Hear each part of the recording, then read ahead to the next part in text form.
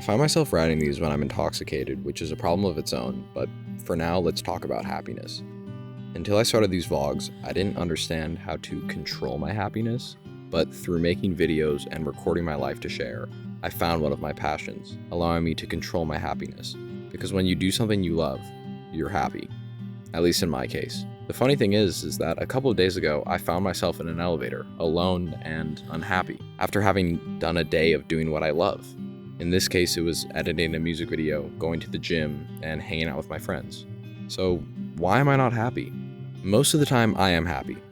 I'm in a brand new city with new friends who I love, and I'm finally studying something which I'm passionate about. Yeah, I also have no idea why I decided to study geology, but forget about it. And I still get to see my high school friends, not as often as I'd like, but the option and ability is there. Objectively, I'm in a stable and comfortable position currently in my life. However, in order for me to share my mind state, I need to explain how I fucked up my foot. To put it simply, a couple days ago, I dropped a heavy ass weight on my right foot, and for the past couple of days, I haven't been able to walk correctly without limping. And I'm certain that by the time this video comes out, I will be fully recovered, hopefully. But this injury has inhibited me from going to the gym and being active, which is my other passion. I know I don't talk about it much on this channel, but for me, the gym is therapy. And if I can't be active, my mental health rapidly declines. So I go to the gym a lot, you could say. I fully lost an element of my life which keeps me happy for the next couple of days, I predict.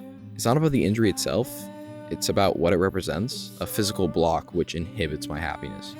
Through this experience, I've discovered how delicate and fragile my happiness is. A huge portion of happiness could be gone with a simple injury. And it makes me think that if I lost the ability to be active and to create at the same time in my life, I would be broken, a ghost of the person I was. My passions fueling my mental health and mental stability would be gone. It is as simple as having two random events happen at the same time, and that's it. So, to bring this back to the lonely elevator, all I could think about was having someone else there, in my arms, as if that was the solution to my problem. Which brings me to the concept of sharing happiness. The reasoning I've been taught and experienced is that before forming a relationship, both members of said relationship should be happy, so that in the relationship, the happiness is not exclusively created by the other person, but that each person has passions and things which bring them happiness to them individually, and then sharing this individual happiness with each other. This basically means I need to be happy being alone before having anyone else in that elevator to hold. But the fragility of my passions in my life makes me question, is there really a healthy way to find happiness? Is there a solution to happiness which is not found through partners and passions?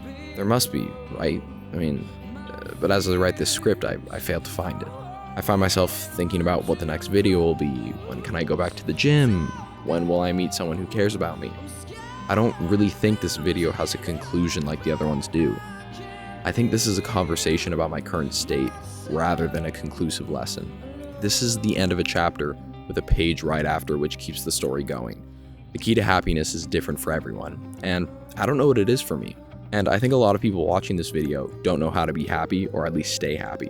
And I'm telling you now that I don't know either. So I hope you as the viewer find comfort in that, knowing that there are plenty of other people who don't have this figured out either.